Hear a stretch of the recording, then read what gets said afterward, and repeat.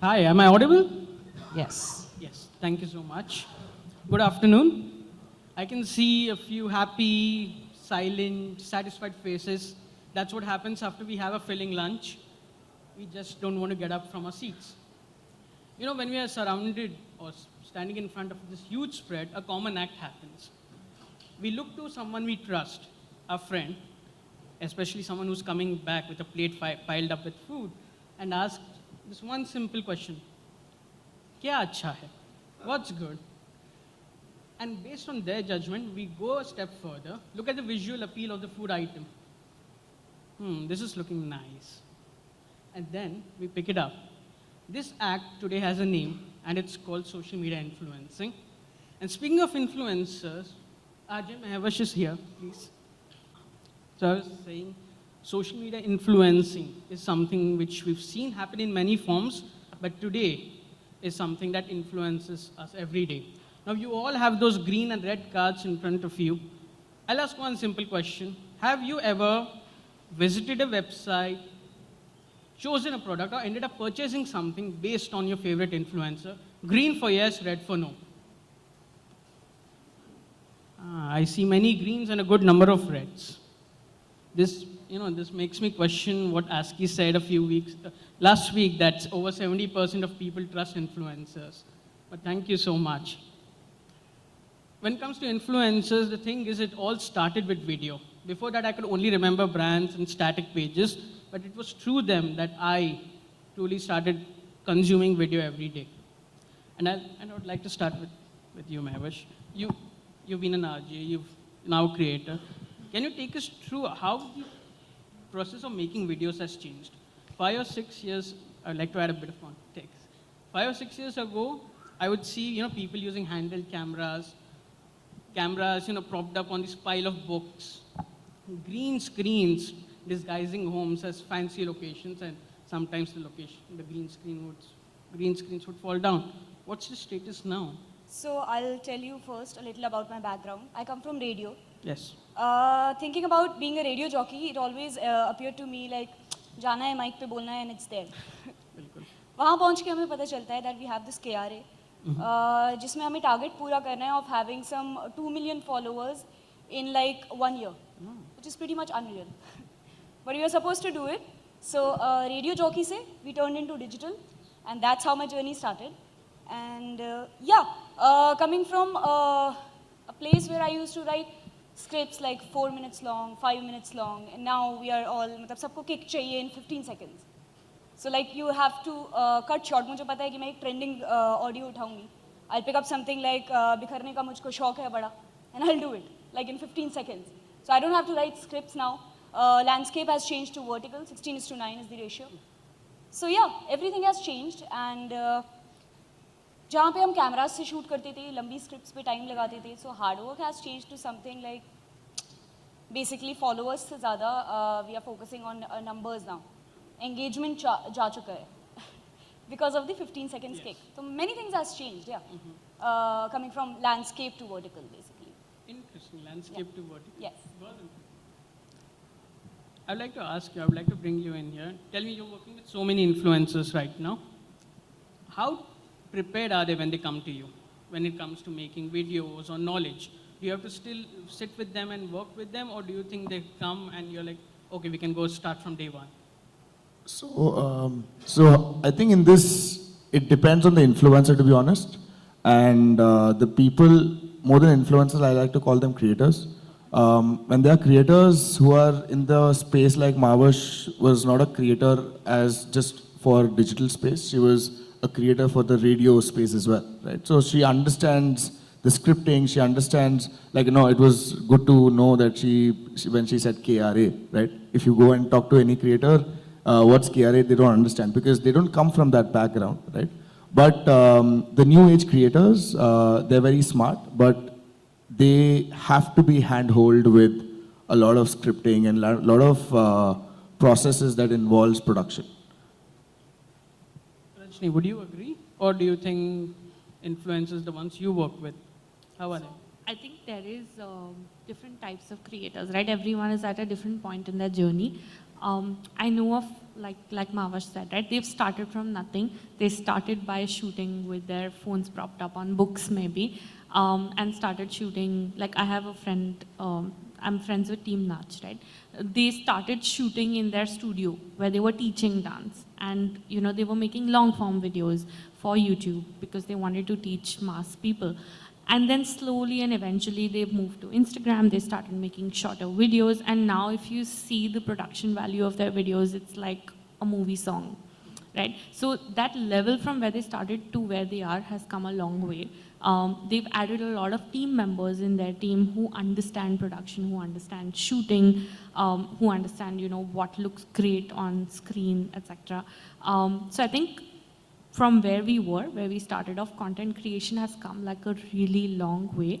And on the flip side, there are creators who are starting right now. So they are, while there is a lot more sophisticated handheld devices available today, cameras are much better when they were. So it's a lot more easier to create quality content because of tech that has come in.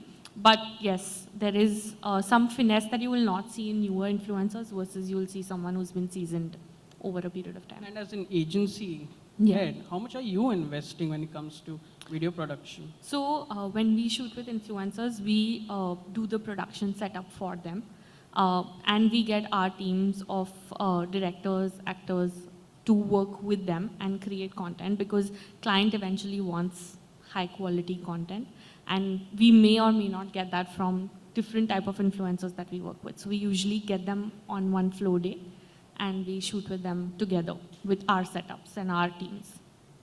Gautam, would you agree? Or Yeah, I mean, completely agreed, because that is why I think we also set up a space called Mad Studios, which is, it's like a incubator, like for startup incubators. It's a creator incubator, which is spread across 10,000 square feet, where every creator can just come in, just book their slot, create whatever content they want, with the professional equipment, with the videographer, with the lighting, with all the scripting, directors, everything inside one space.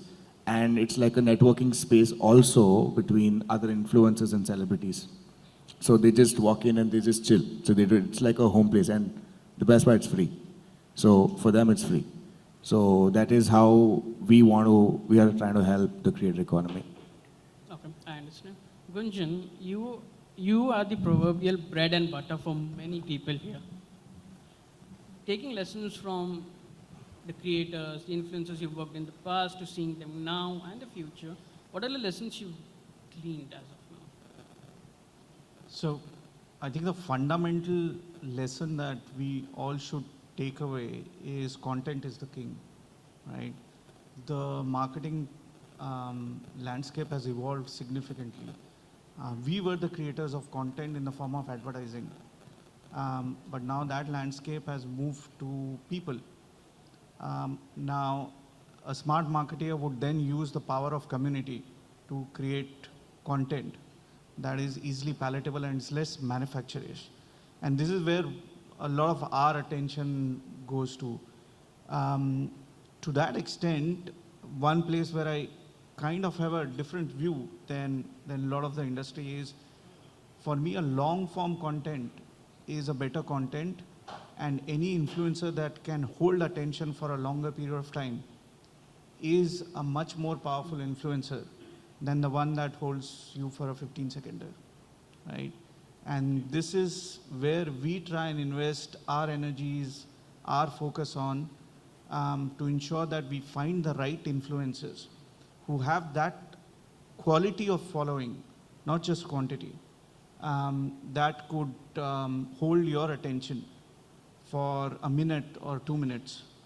The second thing that we focus on is, how is your brand integrated in the content? I think the entire influencer economy is around building trust and word of mouth.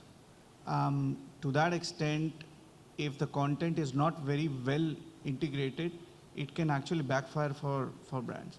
So how do you weave that product or that story in the larger story is where we focus on. It's interesting you mentioned long form content when the algorithms and the general trend is towards a shorter format. How do you balance it? Like when many influencers or most influencers because of the algorithms are going towards that route. And I'll come to you on that one. How do you balance that? See, there are various ways, but the most intuitive way is you choose different levels of influencers. Some that will create that quality content for you, and other ones that will just take spin off from that content, either reshare the same content or spin off from the content and make short edits.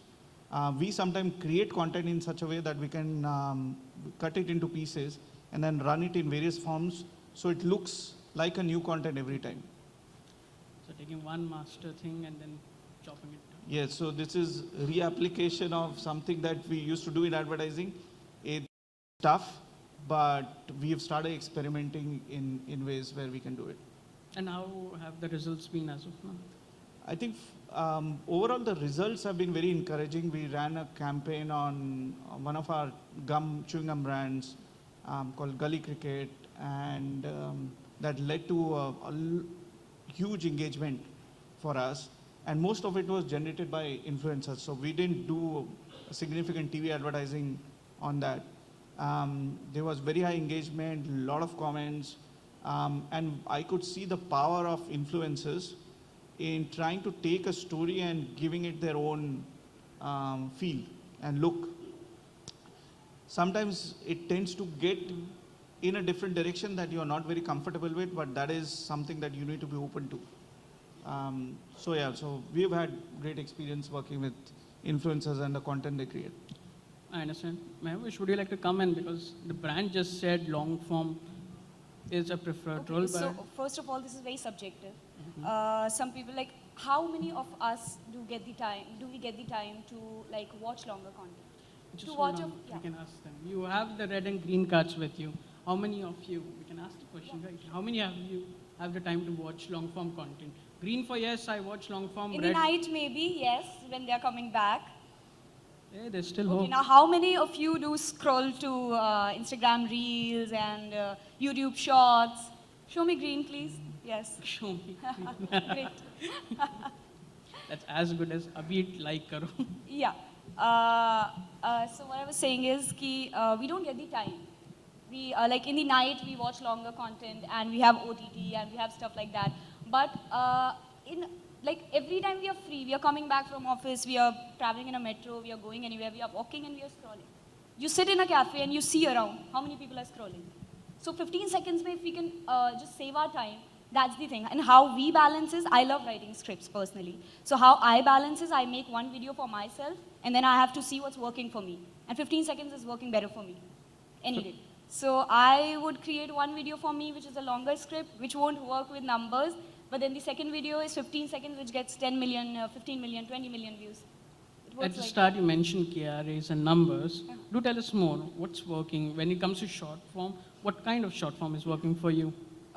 For me, trending audios are working, definitely. Whenever I use, so there's this thing on Instagram Reels where they have trending audios. Yes. So they show us that in the trending music. Whenever I use that, they push it. So that's why they're working. They have higher reach. Instagram is pushing it themselves. So that's why trending audios are working. Something which is not language bound is working. So whenever I make something which is more global in language, it doesn't include Hindi, it works. Because everybody in the world can understand. Yes. Anything which doesn't have dialogues, basically. It works very well for me. I get you. Yeah. Rajni, you've heard the brand, you've heard the creator. Can you tell us what kind of deals or briefs you're receiving these days for your influencers? So I would sort of agree with Gunjan on this, in the sense of long form content definitely tells a better story for a brand because you have more time to establish it and it doesn't feel force fit at any point, right? You can seamlessly weave it into it and it works great on YouTube. On Facebook, long form works brilliant on Facebook, right? So again, for a brand that is looking at targeting those sort of audiences, we look at suggesting long form videos for them or long form creators also, right? Which kind of brands to come to you for long form videos? So there'll be Amazon Prime Video. They already do long form video on their OTTs, but they also want to engage audiences on their YouTube as well, right? And not just using the content that they already have on OTT because that's a paid service. So how do we hook them, give them a taste of the content here? Then there will be brands that want to do more storytelling, want to establish, so something like a mutual fund brand wants to establish the importance of it, wants to establish that they are a preferred player. That's something that would look at, a more long form storytelling sort of format. Versus there are brands and campaigns, and it also depends a lot on the kind of campaign that you want to do, right? If you want a higher frequency, higher reach sort of thing, it's better to go for short form content because it's quick to create. You can create with a lot of people because, like Gunjan was saying, you have a brief, you get a list, relevant influencers, creators that you want them to create it with, and they'll come back with their renditions of that thought. And they give it their own spin that works on their platform. Like Mahvash said, right? Trending audios works on hers. So if the brief goes to her and that works on her platform, she'll create her rendition of that brief. And it works great because it travels faster. Yes, definitely shorter form content gets consumed a lot more because it's 15 seconds, right? But if you want to tell a more storytelling sort of and build more of a brand, then I think long form works. So it entirely depends on the brand, the objective, and the campaign that we're trying to build. Fair enough. And Gautam, when you get briefs, first can you tell us the kind of deals they're asking? Is it barter, affiliate, or a fixed fee? And what do you tell your influencers? How do you push them? Like, hey, I understand you're good at short, but here's an opportunity for you to do this longer format video. What are the talks you're having? No, it doesn't. We don't try to change the format of what the influencer really does. Like if that person is into short form, it is into short form. Like we will go with the brief if that particular brief is about short form. If it is about long form, we'll go to the long form creators, which is particularly the YouTubers, right? That is where we go and kind of talk to them. But as an agency head, where do you feel this world is heading to? So, see, for me, it's about storytelling, right? Like be it short form, be it long form, the art of telling a story in a 15-second or a 20-second is far more tougher than a 3-minute or a 10-minute content. Trust me, because in 10-minute content also, you don't talk about the brand about 10 minutes, right? You have your liberty between that 10 minutes, you place your content for like, say, 1 minute. Here, in 15 seconds or 30 seconds, you have to talk about everything, but also about the brand. So it is very, and not just by showing a logo, right, but actually using the product. So, or like probably showing the features or whatever. So it is about storytelling, and how we go about brand briefs is basically understand the brand first, where the audience lies. And for example, if it is say a tech brand, particularly let me say I was with Ubon's founder, Mr. Mandeep. So Mandeep here said that, like, for him it is very, it's a headphone brand, right? For a headphone brand, if an influencer says, hey, this headphone is nice, it doesn't work, right? It has to work with music. So the partnership was for basically for all the Yo-Yo Honey Singh's T-Series music, we just bought like 10 of them. So wherever Honey Singh is there or his music is there, because it reaches the masses, and the average minimum view commitment is 50 million each video, 50 million into 10, 500 million, and then 500 million views is what you're delivering to the brand in the next 6 months. So that is relevancy of the brand versus with the content. And you mentioned the millions. Is this the kind of data the brand is asking you, or is it more? No, we kind of figured. So we just, that was the time where, that was the time where the headphone brands you don't see any headphone brands sponsoring videos, generally, at least in the Indian market. But they were ready to take that leap of faith on us, saying that let's do it. Right? Nobody is doing it, let's do it. And like that, then 2 other brands kind of copied, post that. But in general, what are the kinds of data you've been asked to reveal or during a deal? So whatever is available in the public domain, or whatever is legal. Like for example, like if say a Mahvash does a post, like what she can share is the insights. Insights is given by Instagram, and earlier, at least till last year, we were trying to capture screenshots manual screenshots from influencers, 100 screenshots, 200 screenshots, 300 screenshots. But now we've kind of automated that with a tech process. So that manual labor is kind of eliminated. But however, we are still taking the data that Instagram is giving, nothing beyond that. And I think the brand agrees because all they want is followers, engagement, comments, likes, views, and the kind of tonality, like the emotion quotient of the people who've engaged with the brand. Gunjan, what about you? Would you agree as a brand chief on the types of data you're looking for when you're working with a creator? I think all the things that he mentioned, but at the same time, I think brands are slowly evolving beyond quantity, and more around quality. The reason being, if you end up creating a really good quality content, the belief is it will go viral on its own. Okay, it will get reshared.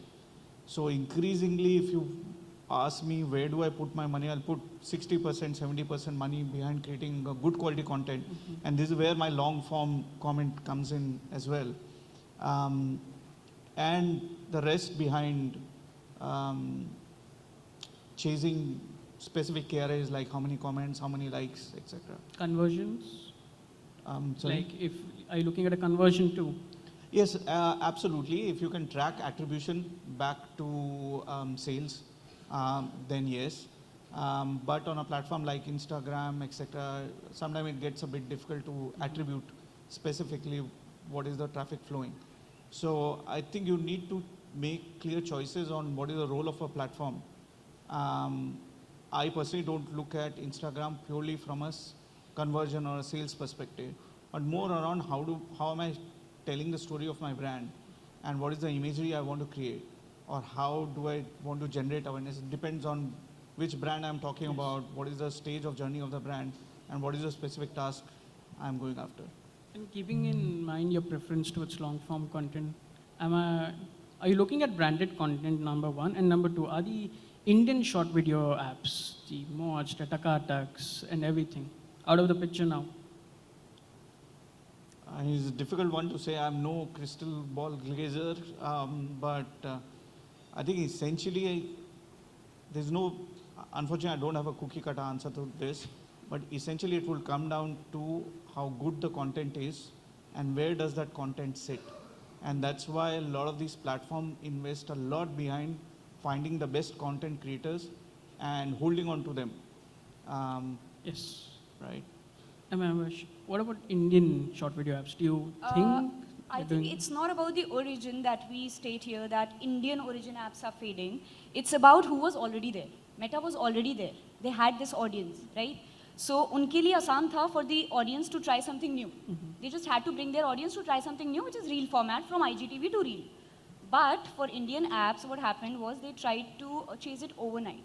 This is what I believe. Okay. TikTok banned into the race and they tried कि उसमें हमें copyright issues आए, audio copyright issues. They could not provide the censorship, the right kind of censorship, audios, and they had to get the new audience altogether to their platforms. Whereas Meta won because it already had the audience. They just had to get them try something new.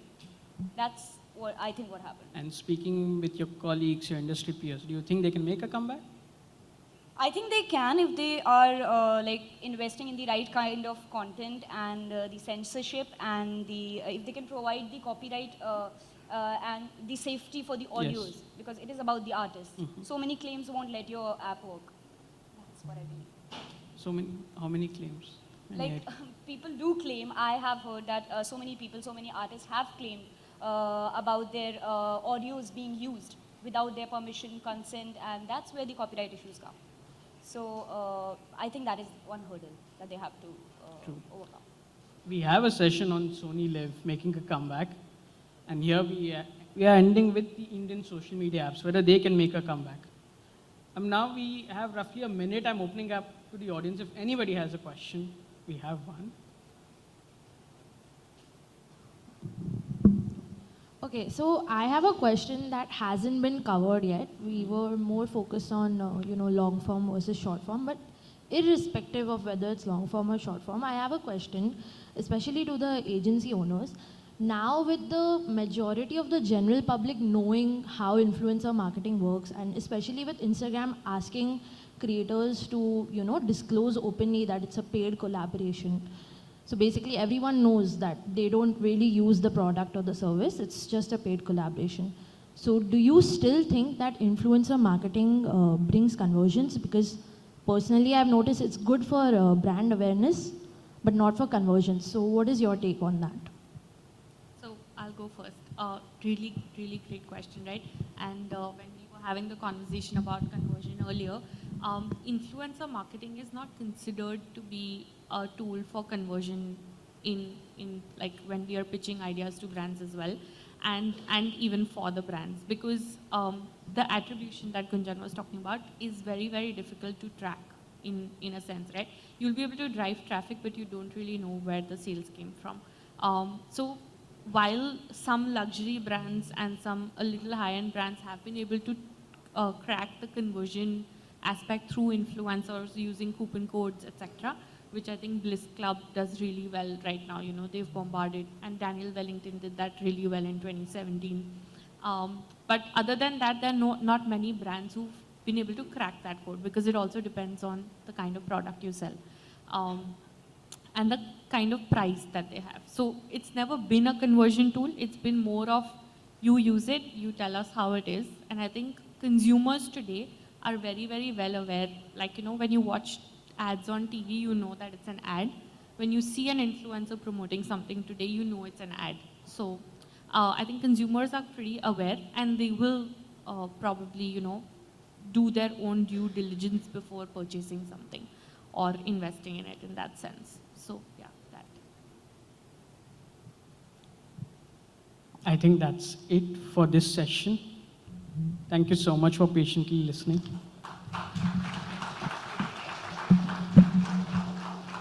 And to my panelists, thank you so much.